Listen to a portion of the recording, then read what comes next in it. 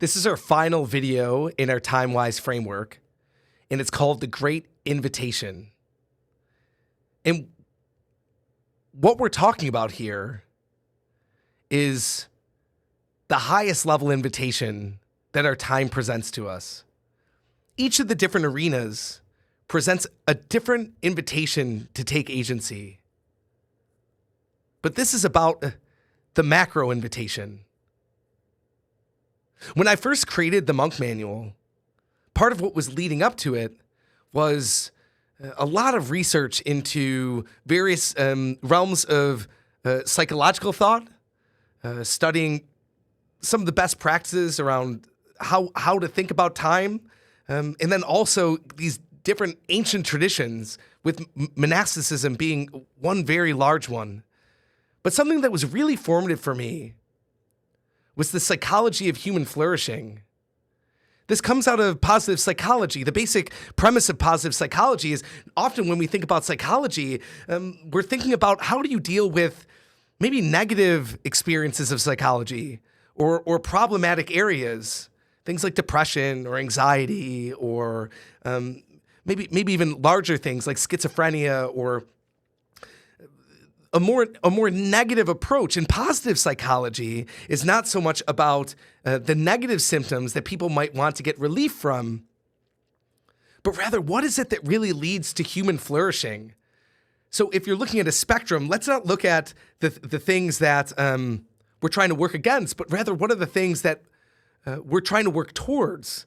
What are the psychological fundamentals that really lead to human flourishing? And what came out of that with Dr. Martin Seligman, who at one point was the head of the American Psychological Association, is this PERMA model. And this PERMA model is positive emotions, engagement, relationships, meaning, and achievements.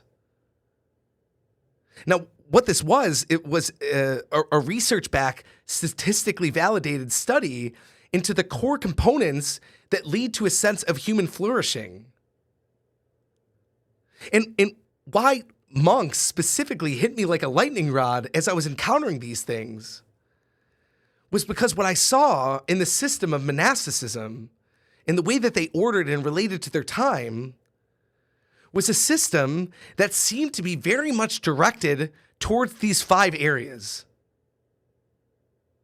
So when we think about this great invitation of time, what I'm really gesturing towards isn't just how do you go and use your time more effectively, because as you already know, wisdom means zooming out on the whole. Time isn't just about effectiveness.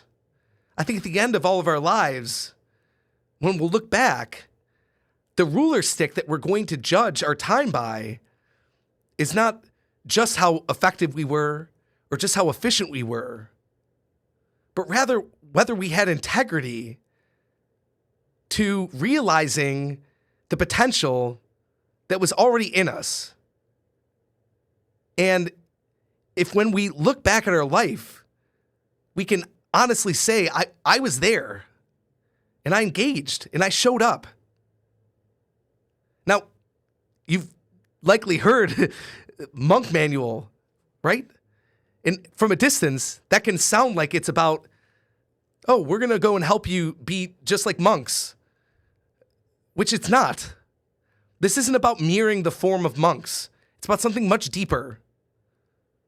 The root of the word monk is monos, which is something to the effect of solitary, standing on one's own feet. Now, that can feel, at first glance, to be almost negative. Who wants to be alone? Who wants to feel like they are not part of the crowd? We all want love, safety, belonging, all of these things.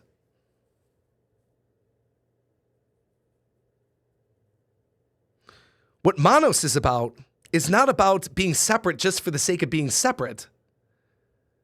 It's about operating out of one's own integrity, about really being a human adult, about taking responsibility for one's life, for one's becoming, for who one becomes.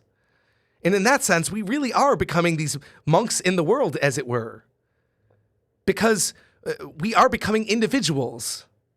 the individuals that only we can become. And time enables us to do that.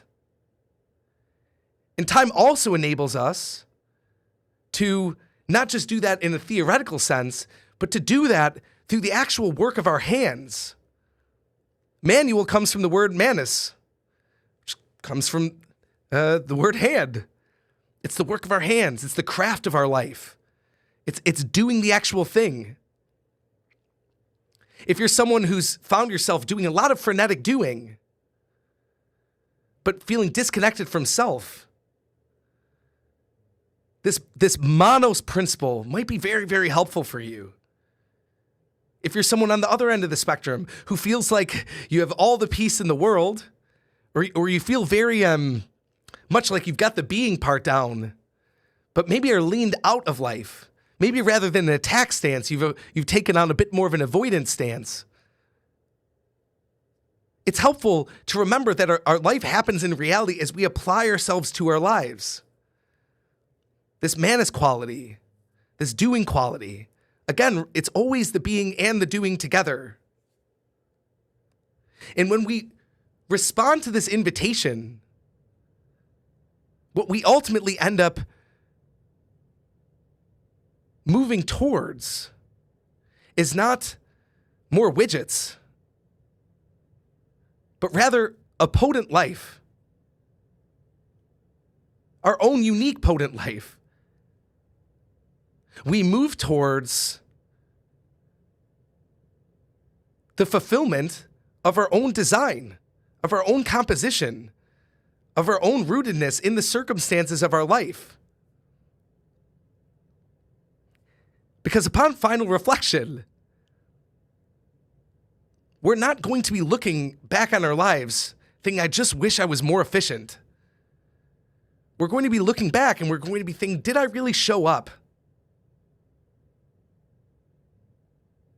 And to the degree that we show up, and to the degree that we really lean into our lives, when we really turn towards reality, when we really move from machine time to human time, the natural result of that is a potent life.